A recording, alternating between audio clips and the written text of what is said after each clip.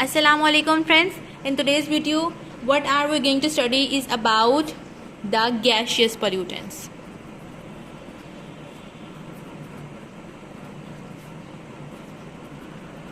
Alright, so what are gaseous pollutants? So any disturbing material that is present in gas form is called a gaseous pollutant. ठीक है जी. So the gaseous pollutants में हम सबसे पहले आज हम पढ़ेंगे we have studied about the general overview, but let's just discuss about the sulfur oxides and hydrogen sulfide. Sulfur oxides plus hydrogen sulfides. So what are these? First we discuss about their sources and then their symptoms and their adverse effect on human health. So their sources are the sources could be naturally or artificially or man-made thing. So their natural sources: biological decomposition,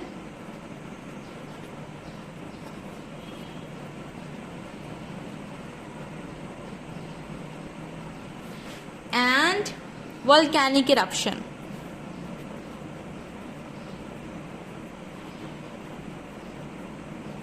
What is biological decomposition? Decomposition means breakdown, tod-phod, and biological decomposition is any living substance that is broken down naturally and produce sulfur oxides and hydrogen sulfide is a natural source of this pollutant. And volcanic eruption is, you have studied about the lava that is present in the rocks and they come out and produce lots of destruction. So in volcanic eruption these pollutants are also produced, but this is a natural way. All right, so this is not going to be stopped. This is a natural process, but we have some artificial or man-made thing as well. This is not going to pollute a lot environment, but we humans, we pollute the environment by having lots of pollutants due to our activities. So our artificial activities or artificial sources are smelting of sulfide containing ores,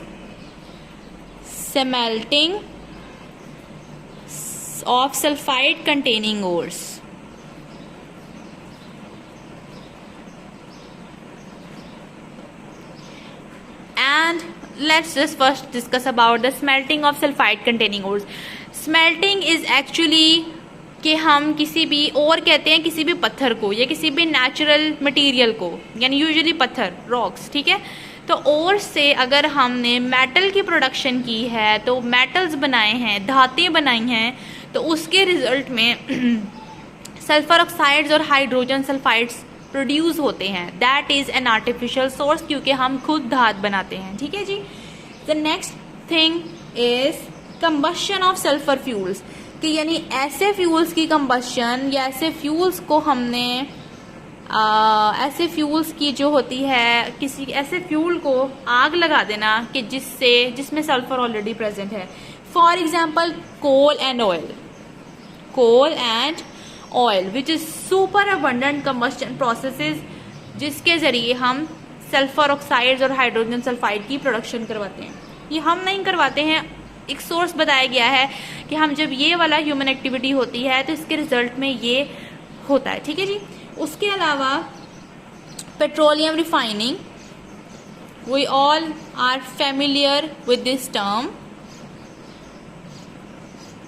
कि जब किसी भी petroleum को refine किया जाता है, उसको pure form में लाया जाता है, बेहतर बनाया जाता है, उस पर वर्क किया जाता है, उसकी रिफाइनिंग की जाती है, तो भी उसके रिजल्ट में वो produce sulphur oxides and hydrogen sulphide pollutants. ठीक है जी. And also production of geothermal energy. What is the meaning of geothermal? Geo means earth and thermal is heat. So the heat that is produced from the earth's surface is called the geothermal energy, and this is a human activity. So the production from this geothermal energy is also an artificial source of sulfur oxides and hydrogen sulfide. We have discussed almost all points regarding the sources is biological decomposition, volcanic eruption, these are natural ones, and smelting of sulfide containing ores, combustion of sulfur fuels, petroleum refining, and obtaining the geothermal energy. This is the source of sulfur oxides and hydrogen sulfide. Now let's talk about sulfur oxide and hydrogen sulfide, the disastrous effects.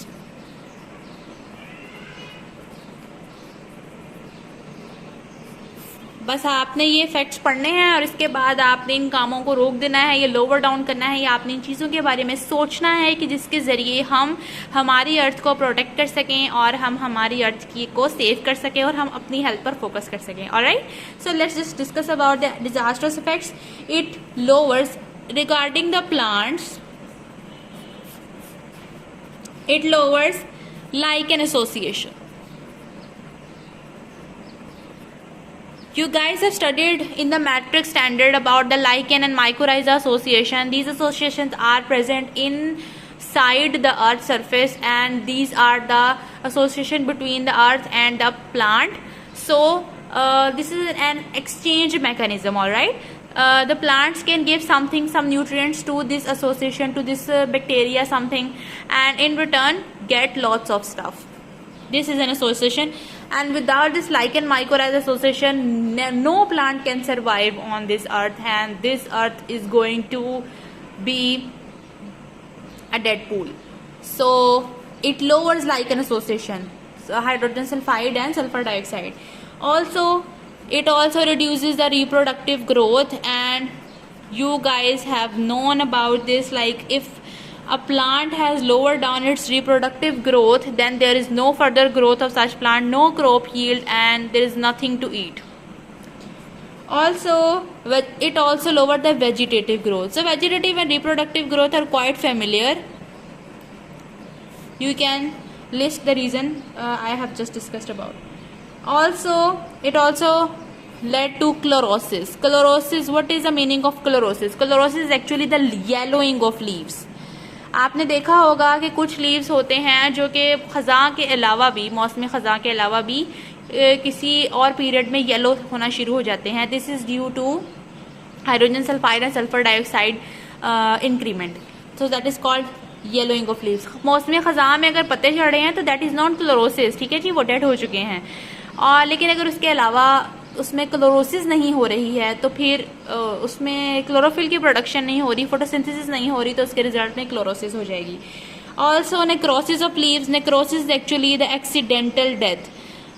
Death क्यों होती है? जो proper nutrients की availability ना हो. If plants is not going to fulfil its nutrient requirement, और if the ground or if the roots are not going to fulfill the requirement of nutrients to the plant, then definitely necrosis take place. Necrosis is actually the accidental death of tissues due to lack of nutrients or anything else. Also reduced growth. When all this stuff occur, then plant is not going to survive. It is definitely going to reduce its growth because of not having proper nutrient availability. According to humans पे इसका क्या effect होने वाला है? आई irritation, यानी जहाँ पर ये पोल्यूटेंट, गैस पोल्यूटेंट अवेलेबल होंगे, आपको वहाँ पे आई इरिटेशन फील होगी. उसके अलावा chest constriction.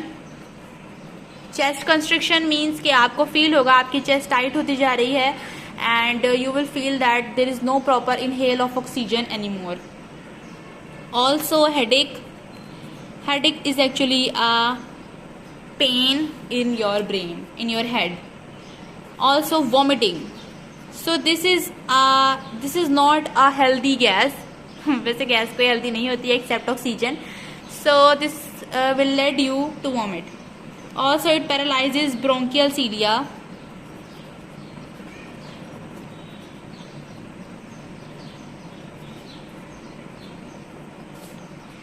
Also it damages lungs. Cilia is present in, ये छोटी छोटी वेन्स होती हैं जो कि लंग से बाहर जाती हैं, उन्हें सीलिया एक्चुअली ये छोटी छोटी प्रोस्ट्यूल्स होती हैं, आउट ग्रोथ होती है, ऐसे ऐसे निकली होती है इसके ऊपर जो कि मूव करती हैं और गैस या फिर किसी भी न्यूट्रिएंट को मूव करने में हेल्प करती हैं, ठीक है। तो ये उसको पैरालाइज कर देता है। जब वो मूव नहीं करेंगी तो कोई भी न्यूट्रिएंट या कुछ भी होगा वो अपनी जगह से सही से मूव नहीं कर पाएगा, so that could be a major disruption. उसके अलावा है lungs damage, also less resistance to pneumonia. Those people who continually suffer from this gas, they have high probability to get infected by pneumonia disease and bronchitis. मैं आपको इन disease के बारे में हल्का हल्का बता देती हूँ। अच्छा जी, निमोनिया क्या है? निमोनिया एक वायरल अटैक होता है जिसकी वजह से आपको सांस लेने में मुश्किल पेश आती है। ऑलराइट। ब्रोंकाइटिस क्या है? ब्रोंकाइटिस में ये हो जाता है कि आपके लंग्स के अंदर स्वेलिंग हो जाती है, लंग्स फूल जाते हैं। लाइक अगर ये हमारे लंग्स हैं, sorry if I am wrong in the diagram, तो अगर ये लंग्स की ये इंटरनल मेम्ब्रेन है तो होगा क्या, लंग्स की मेम्ब्रेन यहाँ तक हो जाएगी, बहुत थोड़ी स्पेस रह जाएगी लंग्स की कंस्ट्रक्शन के लिए। तो इस वजह से क्या है, ये ब्रोंकाइटिस होता है, इसकी वजह से भी सांस लेने में बहुत दिक्कत होती है और बलगम भी पैदा होती है। उसके अलावा एम्फाइज्मा, एम्फाइज्मा में क्या होता है, टिश्यूज़ की डेथ होनी शुरू हो जाती है। यानी टिश्यूज़ का प्रॉब्लम होता है, लंग टिश्यूज़ का, और इसके रिजल्ट में होता क्या है कि आपका वेट लॉस बहुत ज़्यादा हो जाता है। एम्फाइज्मा के सिम्टम जब शो होते हैं तब तक आपको हाफ एम्फाइज्मा का अटैक हो चुका होता है। Alright, so be aware from these diseases. Also it reduces the transport of oxygen, कि ऑक्सीजन अगर इनहेल हो गई है तो कार्बन डाइऑक्साइड एक्सेल नहीं हो पाएगी, और अगर वो एक्सेल हो गई है तो फर्दर आप ऑक्सीजन को इनहेल नहीं कर पाएंगे। यानी ओवरऑल इसमें चेस्ट का या लंग से रिलेटेड या ऑक्सीजन से रिलेटेड ये काफ़ी काम दिखाती है। उसके अलावा आपको एज्मा हो सकता है and ultimately death if prolonged और वेरी हाई कंडीशन में आप रह रहे हैं। ऑलराइट। सो उसके अलावा इसमें होता है कि जो हमारे सल्फर ऑक्साइड्स हैं SO2 व्हेन दे गेट, ये ज़्यादातर क्या होते हैं, गैस फॉर्म में नहीं रहते हैं, बहुत जल्द ये क्या होते हैं, मॉइस्चर में जाते हैं और अपनी रिएक्शन करवा कर ये H2SO4 में कन्वर्ट हो जाते हैं, which is sulphuric acid the king of chemical, and ultimately it produce acid rain. और आपको पता है कि एसिड रेन का कितना एडवर्स इफेक्ट है, इसमें ताजमहल की एग्जाम्पल बहुत कॉमन है। उसके अलावा ऐसी बिल्डिंग्स जो कि लाइमस्टोन मार्बल से मिलकर बनी हैं वो उसकी भी एरोजन स्टार्ट हो जाती है। Alright guys, so that is it for sulphur dioxide and hydrogen sulphide. इंशाल्लाह मिलते हैं अगली वीडियो में। Till then stay positive. अल्लाह हाफिज़।